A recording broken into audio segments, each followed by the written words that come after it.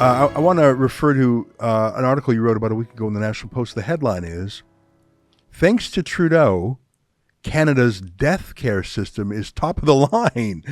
And it's just absolutely incredible. Just before we turn the cameras on, I floated to you a statistic that I saw on an American network that in Canada, 1 in 30 deaths is an assisted suicide. And as I ran that by you, I noticed you referred to stats in your article. Let me just quote one paragraph from your article back to you, and then I'd love you to expand on it. California, as everybody knows, is one of the most progressive and woke jurisdictions in America. It's a laboratory for many bad ideas. It's not just blue; it is a deep blue place, politically speaking. Here's from your article.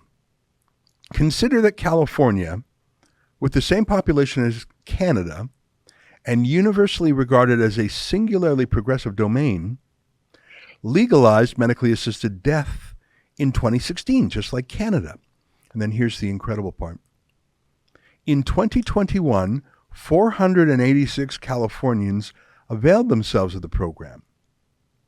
In the same year, 10,064 Canadians ended their lives with MAID, medically assistance in dying, a term for euthanasia used only in Canada and brazenly stolen from palliative care where it rightly belongs. 10,000 people euthanized? Yes. That is the annual death toll of the coronavirus that we were told was the greatest threat to humanity in generations. I believe that American stat now. If I'd have to do the numbers, but 1 in 30 people who dies was killed by a doctor in this country on purpose. I find that shocking and demoralizing. Well, I would have found it shocking a few years ago even, but it just shows you how quickly this way of dying, this method of dying, has become normalized in Canada. It is now 100% normal. Most people consider that it is, there's nothing wrong with it at all.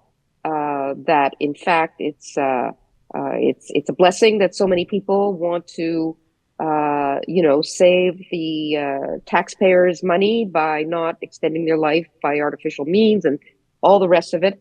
And we are very much as it has been in the Netherlands for some time, where people dying by euthanasia has been normalized for the last 20 years. We're catching up really fast. And the people that are driving, that were the prime movers behind the bills that got us this far, are agitating. It's a step-by-step process for them. Even David Lametti said, well, we're not doing everything all at once. This is step-by-step. And the next step in the wings is advance requests and euthanization of minors who are in severe, that have severe disabilities or diseases. So in the Netherlands, there's a tired of life bill that is, I think, passed or going to pass soon. There's no end to this slope because people that are fascinated with, death by choice and death when you want it, who think it's wonderful, they won't stop until they get, I'd like to be killed simply. I don't need to give you a reason, just do it. And that'll be someday down the line too. It's a normal way to die here in Canada now, and it'll continue to be normal. And that'll be the answer for our aging population, which is becoming we have a broken healthcare system, and most of the people using it are older people. And this is, instead of fixing the healthcare system, this is the federal government solution. Encourage people to choose MAID and to choose it more often and to choose it for less pressing reasons than it was originally designed for. And hey, presto, you're really going to, I find it very troubling.